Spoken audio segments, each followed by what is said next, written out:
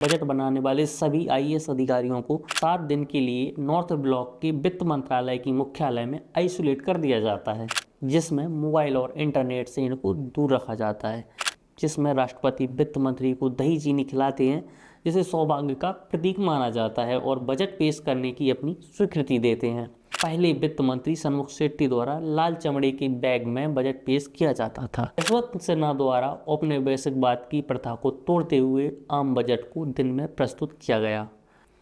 जय हिंद साथियों, आज 1 फरवरी है और आज़ाद भारत का 74वां बजट पेश होने वाला है। दोस्तों, इस वीडियो में देखेंगे बजट बनाने की प्रक्रिया कब से शुरू होती है और कैसे होती है, और जानेंगे बजट के संदर्भ में तिथियों में कब कब क्या क्या बदलाव हुआ है। तो दोस्तों, घर चलाने के लिए जैसे धन की आवश्यकता होती है, ठीक उसी तरह देश को चलाने के लिए भी धन की ही आवश्यकता होती है, और इसी धन के प्रबंधन को आम बोलचाल की भाषा में बजट कहा जाता है। दोस्तों, बजट शब्द फ्रांसीसी शब्द बुकेट से बना है, जिसका मतलब होता है चमड़े का बैग। तो दोस्तों, भारत के संविधान में बजट शब्द कहीं भी नहीं आता, बल्कि बजट के स्थान पर भारत के संविधान में आर्टिकल 112 में हर वर्ष के लिए वित्तीय विवरण प्रस्तुत करना अनिवार्य है। इसी में समेकित निधि, आकस्मिक निधि एवं लोक खाते में अनुमानित प्राप्ति एवं व्ययों का विवरण दिया जाता है। तो दोस्तों, भारत के वित्तीय वर्ष की शुरुआत 1 अप्रैल से शुरू होकर 31 मार्च तक चलता है, और इसी वित्तीय वर्ष की शुरुआत से पहले वार्षिक वित्तीय विवरण पेश करना जरूरी होता है।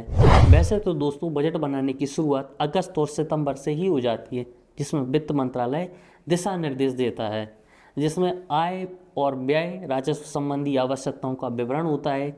इसके बाद वित्त मंत्री उद्योग जगत, विशेषज्ञों, राज्यों और अर्थशास्त्रियों से परामर्श लिया जाता है। इसके बाद फिर वित्त मंत्रालय द्वारा इन अनुमानों की समीक्षा की जाती है। इसके बाद प्रधानमंत्री और मंत्रिमंडल द्वारा बजट मसौदे को अनुमोदित किया जाता है। फिर इसके बाद प्रसिद्ध हलवा समारोह आयोजित किया जाता है। यह पारंपरिक हलवा सेरेमनी नॉर्थ ब्लॉक में वित्त मंत्रालय के मुख्यालय में आयोजित की जाती है, जिसमें वित्त मंत्री सहित बजट बनाने वाले सहयोगी अधिकारी होते हैं। और इसके बाद होता है लॉक इन पीरियड। तो दोस्तों, लॉक इन पीरियड में बजट बनाने वाले सभी आईएएस अधिकारियों को 7 दिन के लिए नॉर्थ ब्लॉक के वित्त मंत्रालय की मुख्यालय में आइसोलेट कर दिया जाता है, जिसमें मोबाइल और इंटरनेट से इनको दूर रखा जाता है, ताकि बजट की गोपनीयता बनी रहे।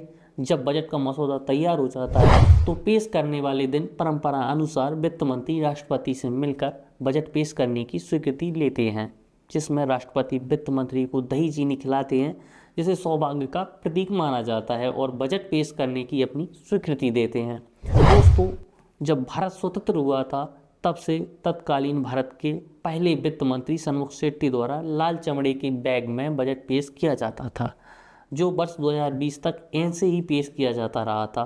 परंतु वर्ष 2021 से वित्त मंत्री श्रीमती सीतारमण द्वारा डिजिटल पेश किया गया है।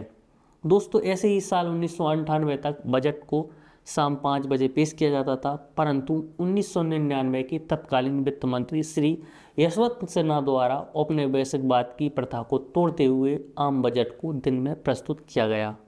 और इसके बाद साल 2017 से तत्कालीन वित्त मंत्री श्री अरुण जेटली द्वारा बजट पेश करने की तिथि 28 फरवरी से 1 फरवरी कर दी गई। ऐसा इसलिए किया गया क्योंकि दोस्तों, भारत का वित्तीय वर्ष 1 अप्रैल से शुरू होता है। जब 28 फरवरी को बजट पेश किया जाता था, तो व्यापारियों और आयकरदाताओं को बजट की नीतियों को समझने और उन पर अमल करने के लिए कम समय मिलता था। ऐसे ही दोस्तों, नीति आयोग के तत्कालीन अध्यक्ष विवेक देबराय की अनुशंसा पर मोदी सरकार द्वारा उपनिवेशवाद की एक और प्रथा, रेल बजट और आम बजट को अलग अलग करने की प्रथा को तोड़ते हुए साल 2016 में तत्कालीन वित्त मंत्री अरुण जेटली द्वारा आम बजट में रेल बजट को मर्ज कर पेश किया गया।